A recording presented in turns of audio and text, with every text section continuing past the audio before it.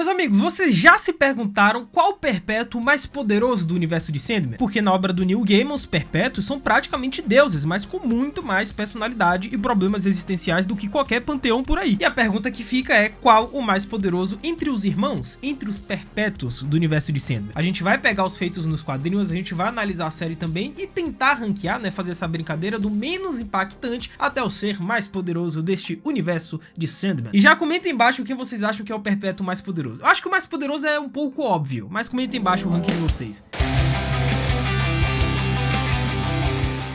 Hello, my friends, Geek na voz, em sétimo lugar, entre os menos impactantes, digamos assim, porque obviamente todos são extremamente poderosos, mas se eu tivesse que colocar em último alguém, teria que ser o Destino, cara. O Destino pode não ser o mais carismático entre os perpétuos, só que o papel dele, óbvio, é fundamental, pô, ele é o Destino. Ele é sempre retratado como aquele velho encapuzado que carrega um livro acorrentado ao pulso, e não é qualquer livro, né? Simplesmente este livro contém absolutamente tudo que já aconteceu, acontece e vai acontecer em todo o universo. Nada escapa do Destino. Ele sabe cada detalhe da existência, até mesmo o menor suspiro de uma folha ao vento, velho. Só que, ironicamente, todo esse conhecimento que o Destino tem, meio que, entre aspas, acaba sendo uma prisão pra ele. Porque ele é um espectador, ele não é um jogador, ele não pode fazer nada, ele só observa. Nos quadrinhos, Destino é quem convoca os irmãos quando algo importante está prestes a acontecer. E seu livro é a bússola de tudo, até a morte respeita as páginas escritas ali, cara, pra vocês terem uma ideia. E a gente viu agora, né, nessa parte 2 da segunda temporada de Sandman, que o Destino finalmente teve um grande destaque e um papel fundamental na história, cara. E nesse aspecto, o Destino, ele meio que me lembra o Dr. Manhattan, né, de Watchmen, porque ele tem o poder,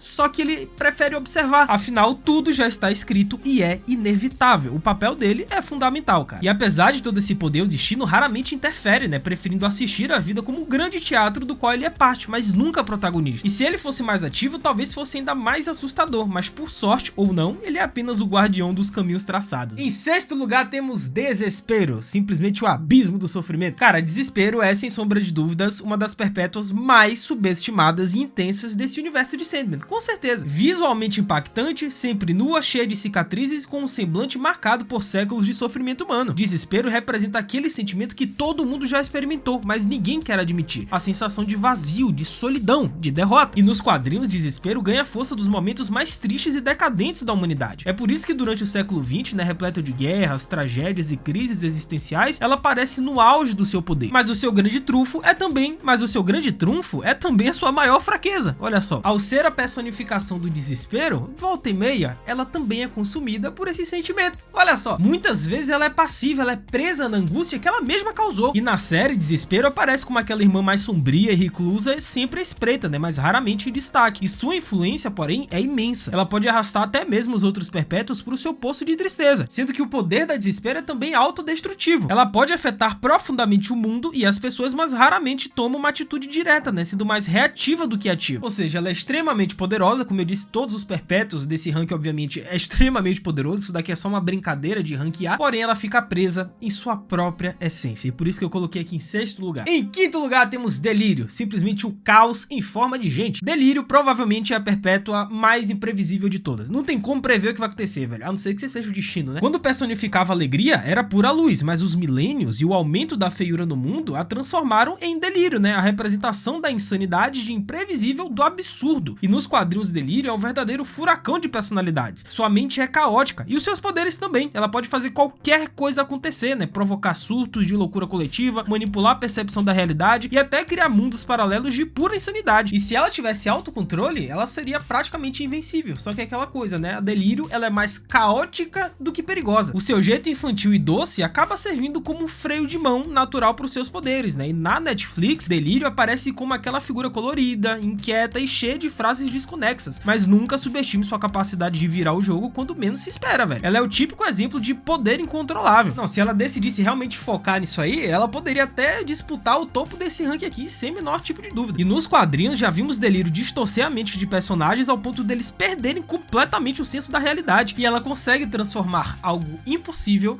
impossível. Então não subestime essa lei, tá? Em quarto lugar temos o irmão rebelde da família, que é Destruição, né? O rebelde sem fim. Cara, Destruição é talvez o mais enigmático, né? Porque enquanto todos os outros perpétuos têm os seus papéis bem definidos, ele quer fugir à regra. Ele é o rebelde, ele quer fazer outra coisa. Ele é o senhor de tudo o que se desfaz, acaba, explode ou entra em colapso. Não é só destruição física, é o fim de ideias, de conceitos e até de relacionamentos. A diferença é que Destruição tem consciência da responsabilidade do seu cargo. Ao perceber que a humanidade estava prestes a descobrir a ciência e consequentemente a capacidade de autodestruição em massa, ele optou por abandonar o seu trono e sair em busca de propósito próprio. E nos quadrinhos a gente viu como Destruição ele é capaz de influenciar eventos que foram catastróficos, mas ele escolhe não usar seu poder deliberadamente. Ele se tornou uma espécie de artista errante, né, tentando criar em vez de destruir. Só que mesmo assim sua essência não pode ser apagada. A destruição continua a acontecer, com ou sem ele no comando. Não adianta, é inevitável. E outra coisa inevitável também, que é muito boa, é a voadora no like aí embaixo, cara. Aproveita que temos muito que comentar desse rank ainda e tá chegando no top 3, hein? Deixa o like, se inscreve no canal, ativa o sininho, segue o Geek no Insta, @LucasMGeek. Eu tô comentando muito sobre Sandman por lá, tô postando conteúdos exclusivos no meu Insta, então faz tudo isso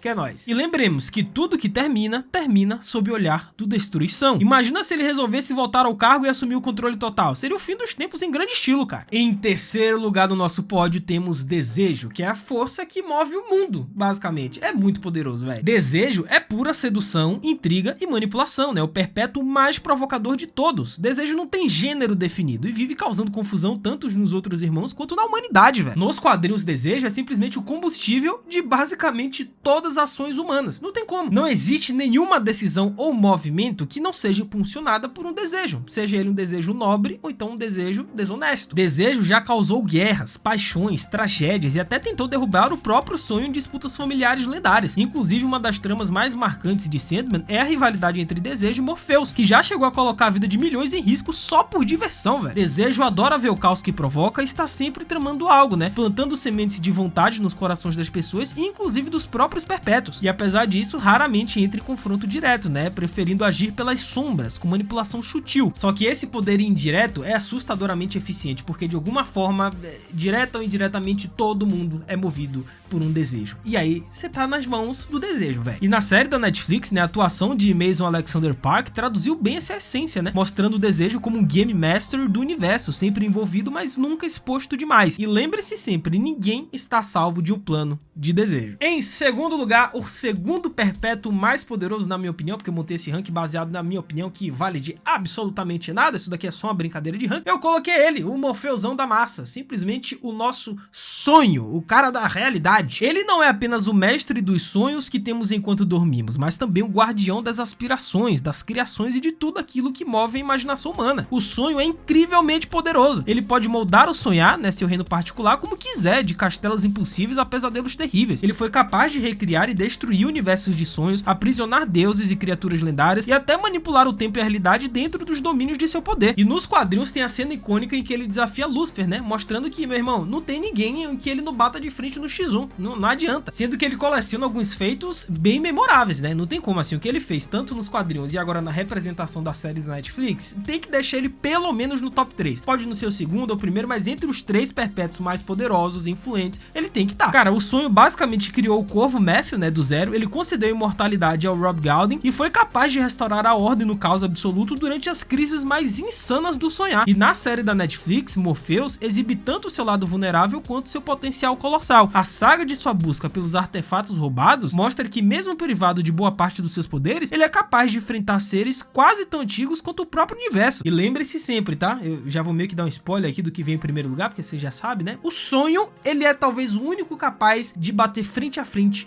com a morte, mas daqui a pouco a gente chega lá. E o grande diferencial dele em relação a Desejo é que Desejo planta a vontade. O sonho constrói mundos inteiros a partir dessa semente. O seu poder é criativo, é estruturador, ele molda a própria essência da realidade, velho. E o sonho, ele ocupa essa posição, né? Eu coloquei ele aqui em segundo lugar, porque a influência dele vai muito além de quando você tá dormindo, né? Pelo amor de Deus, gente. Ele é o responsável não apenas pelos sonhos e os pesadelos das pessoas, como eu disse, vai muito além, velho. Ele é responsável por todas as ideias, inspirações e criações da humanidade. Sem sonho, não haveria arte, ciência, nem evolução cultural. E nos quadrinhos, Morpheus já enfrentou entidades cósmicas, resistiu a deuses e até interferiu diretamente no destino de mundos inteiros, cara. Sua habilidade de moldar o real a partir do imaginário faz dele um dos perpétuos mais indispensáveis, pois tudo começa com um sonho, até mesmo o desejo, a destruição e a própria esperança, velho. E em primeiríssimo lugar, indiscutivelmente na minha opinião, se você for pesquisar qualquer lista, qualquer ranking, ou até você fazer a sua mesma, cara, tem que colocar a morte em primeiro lugar. Não tem como, é a mais poderosa. Ela é a rainha incontestável, ela é o fim de tudo, cara. A morte é a irmã mais velha e, sem dúvidas, a mais poderosa dos perpétuos. Tudo o que vive, em algum momento, terá que encontrá-la. Seja um deus, um perpétuo ou uma simples folha que cai. Todos encontram morte no fim do ciclo, velho. E nos quadrinhos, morte é apresentada como uma personificação máxima da compaixão. Ela conduz almas com doçura, respeito e nunca com crueldade. O seu poder vai além de tirar vidas. Ela decide quando, como e por quê. Inclusive, já foi dito em Sandman, né, que no fim de tudo, quando o universo simplesmente deixar de existir, a última pessoa que vai apagar a luz